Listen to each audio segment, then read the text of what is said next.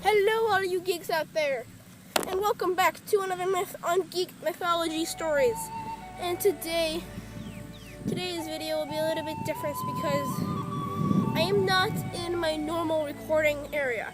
I am at my grandmother's backyard, and so it's a big open field.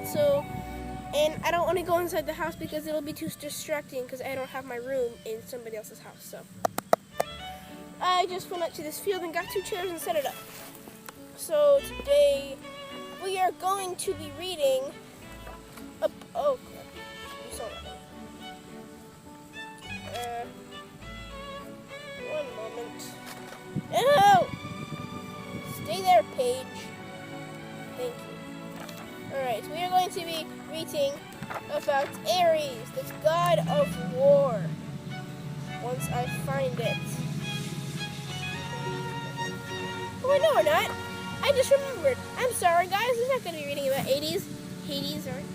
We're going to be reading about Hades. Ares, Hades. I'm trying to find another one.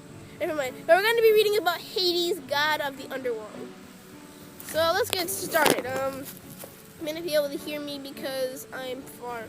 I'm like back here. Not that far, but still it's windy and not very quiet in my room. Like my room. Alright. Hades, god of the underworld. One image had engraved itself in the mind of young. Trapped Hades, the gaping hole of his father's mouth, the yellow of his teeth, the stench of his breath, as the huge man swallowed him. From within his father's belly, he punched now and then at the old man's liver. Remember us, he beat out with his fists. Remember your evil act.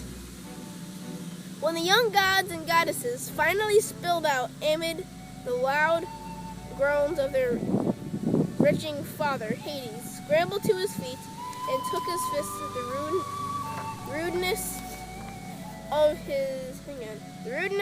of bright daylight. He grown accustomed to the dark, and he was go away, stupid bug. And he was spitting mad. It's really bright out, isn't it? I can barely see the book. I'm like seeing things. Whoa! I'm seeing different colors here.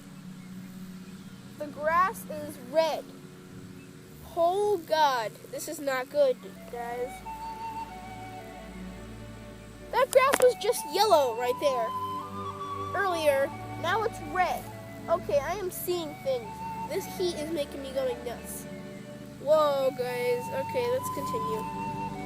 So, roaring into war beside his siblings felt natural, like butter on a burn. What?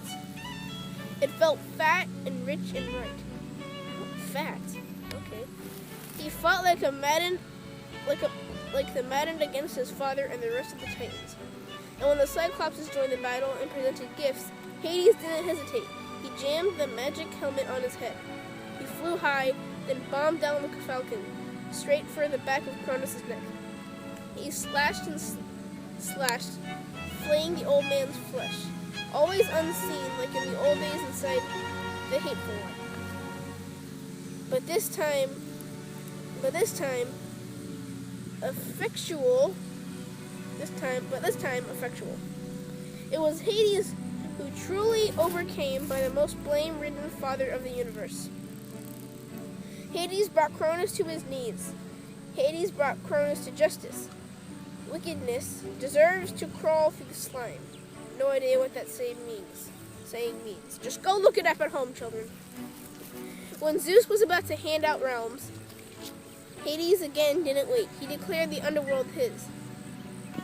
It was the land of darkness. In all of those years of war, Hades had never learned to like the daylight.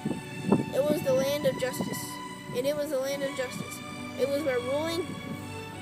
where the ruling gods sent those gods who fell out favor with him, the wicked gods. Hades would deal with the wicked and show no mercy. He sat upon an anvil of bronze and fell from the surface of the earth for 9 days and 9 nights until he landed in the underworld.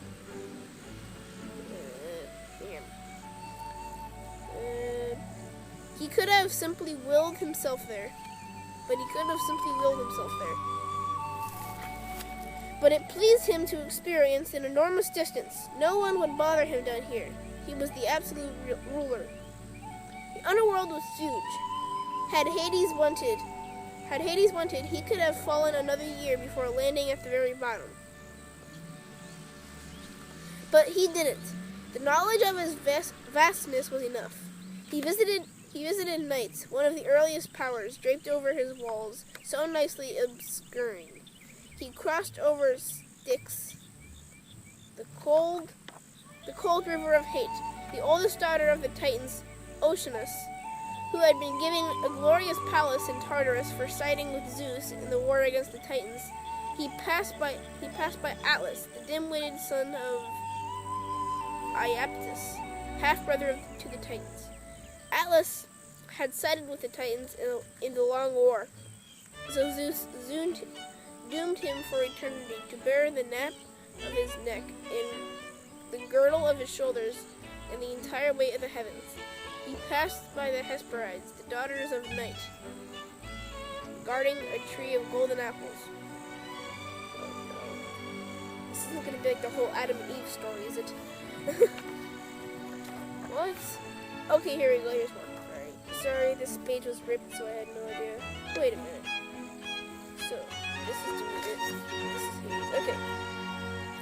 This was a fitting realm for him. Indeed. Hang on. This was a fitting realm for him, indeed. Especially since now he could forever keep an eye on that scum of a Father Cronus to make sure he never knew freedom again. With a satisfied sigh, Hades entered his stone palace and looked out on the ghostly and frigid fields, where colorless asphodels began to bend to a chilly wind. It felt so strange to be alone. He'd have to fix that soon. Oh no. Is he gonna go kill evil gods and send them to Tartarus or something like that so he won't be alone? It's just gonna be bad. That'll be terrible. If he does, I mean. If he does. He may be a good guy. Everybody thinks Hades is a bad guy. Hades is a bad guy. He isn't. He's actually fair and just. So guys, that is it for our video. And I will see you guys on another video, and I will be there with another myth. Did I stop the video? Nope. See you guys on another video, and I will be there with another myth.